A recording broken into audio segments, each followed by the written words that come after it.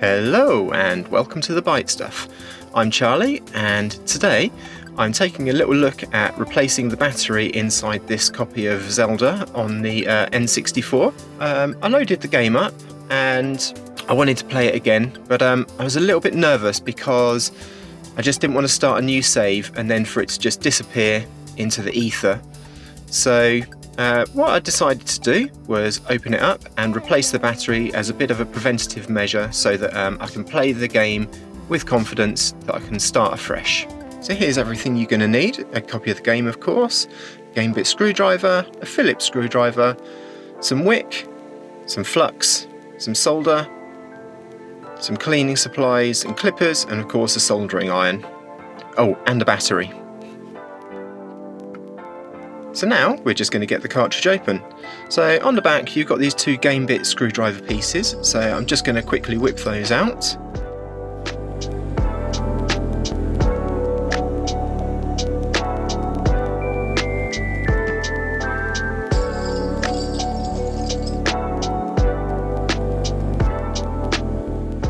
So now we've got those out, let's take the back off. So it should just lift off like this, and then we're presented with a shield. So what we want to do is just take these screws out as well.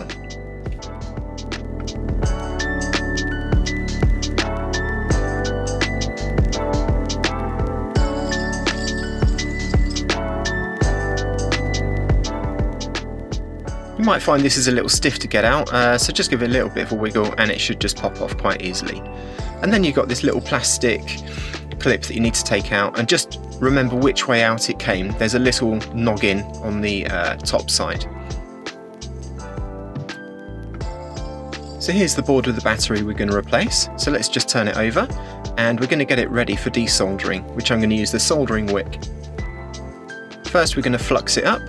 This will just help the solder wick soak up that solder. Next I'm just going to add a little bit of flux to the solder wick as well, just to help it soak up. And then we just add the soldering iron to the soldering wick, and you can sort of see how it soaks up the old solder into the wick. You need to just remember to have your soldering iron a bit hotter than you'd normally have it for just soldering, because obviously it needs to transfer the heat through the wick as well. So just repeat the process a couple of times until you've got all of the wick up, and just make sure when you lift the wick, lift it up with the soldering iron, and this will help stop it getting stuck on the board.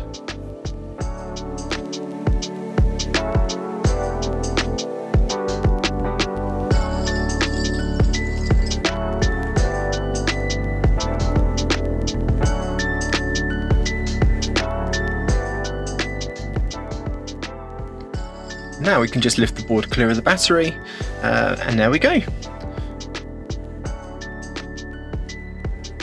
Now let's clean off the flux with some isopropyl alcohol. This just helps get rid of all the old sticky flux, and it will make it easier for us to get a nice clean joint when we come to put the new battery in.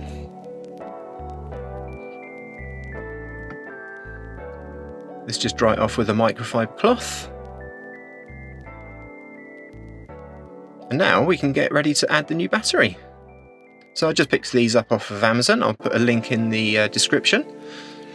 Now normally these batteries have, the positive has a fatter end and the negative has a thinner end, but the ones I got, for some reason, even though the image showed it like that, these two both had a thin end. So you just need to make sure that the positive goes into the correct one. The positive sits at the top and the negative at the bottom. Now let's just add some solder and pin these in place. I added some more flux just to help the solder flow.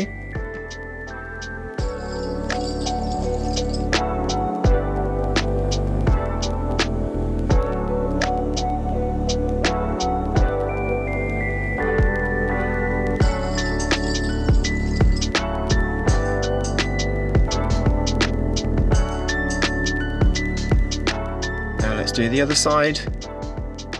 I'm just using a flat-tipped, oops, got a bit stuck.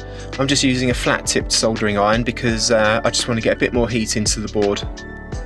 These are quite big pads to put the solder onto. Let's just tidy this up a bit because it's not very good soldering.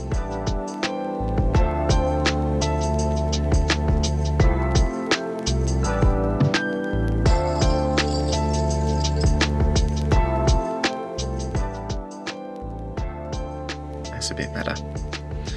Okay, let's tidy this up, clean off all the old sticky flux.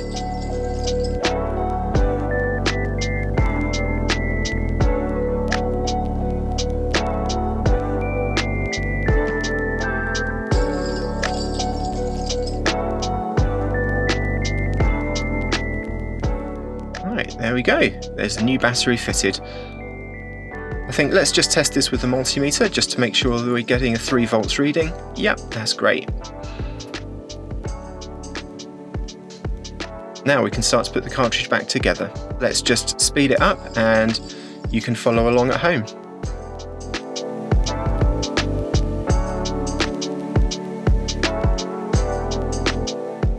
When you fit this little plastic bit, just remember to fit it the right way up with the little noggin that's cut out to the top.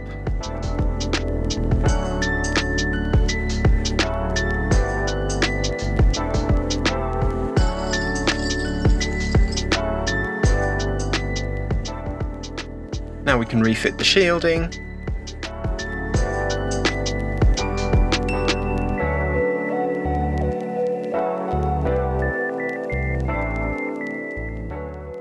And screw it back into place.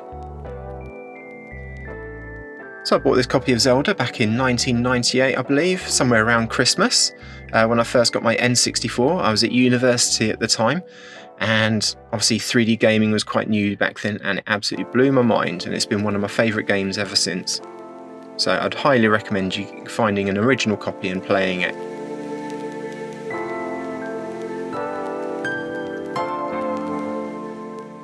Just put those game pieces back into place.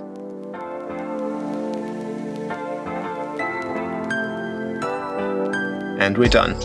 All ready for playing again. So thanks for watching. I hope you enjoyed this content. If you'd like to see more videos like this, maybe stick down in the comments what you'd like me to cover in the future. But anyway, that's me done. So hopefully I'll see you next time. Take care and goodbye.